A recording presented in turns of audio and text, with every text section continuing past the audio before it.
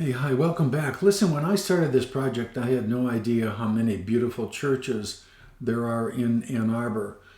But every place I turned, I kept finding another beautiful church. So, what a perfect way to start taking a look at churches than with this one. And many of you, of course, recognize this either as your church or certainly as a beautiful, beautiful part of Ann Arbor. This is, of course, the St. Andrew's Episcopal Church, which the cornerstone was laid, I believe, in 1867.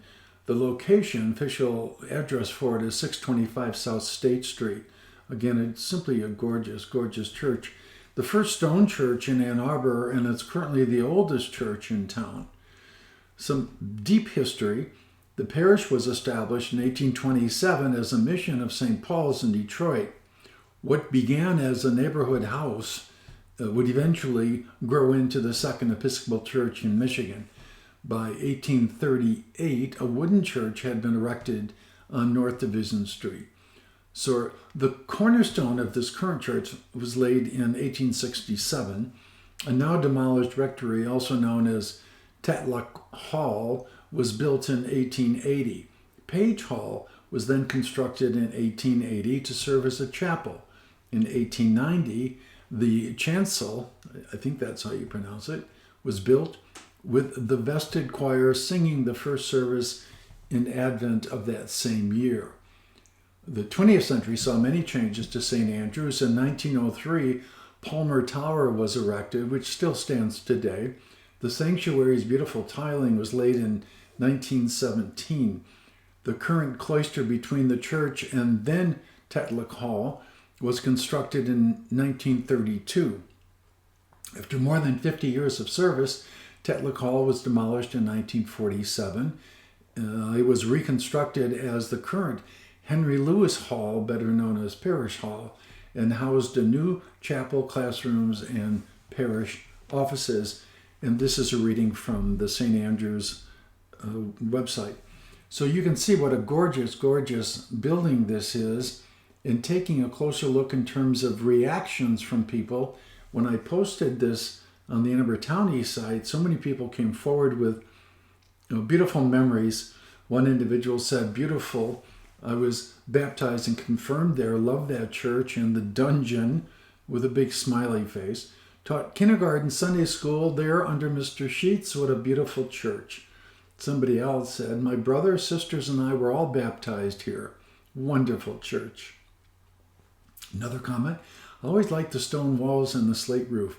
Timeless. I was a choir boy there. Gorgeous picture and church. Went to a wedding there."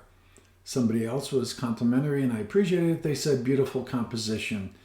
Again, I took this photograph. I took, a number of photographs, probably 15 photographs that I liked.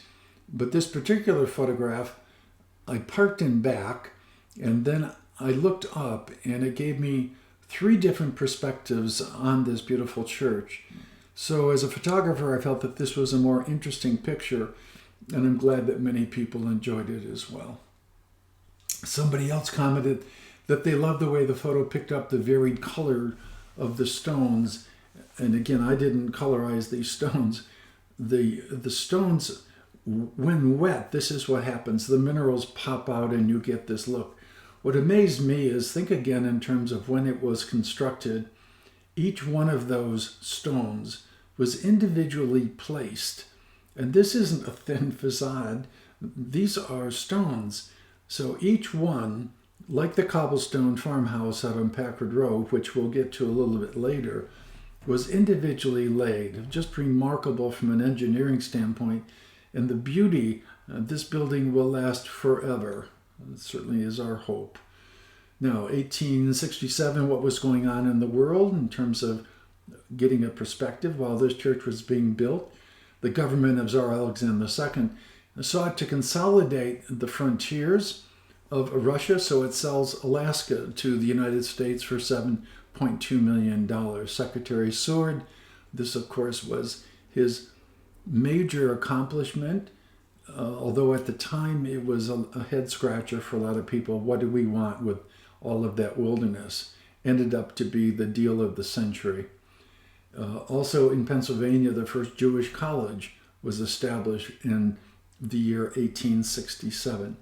So that's a look at St. Andrews. We'll take a look at some additional churches as we go through this.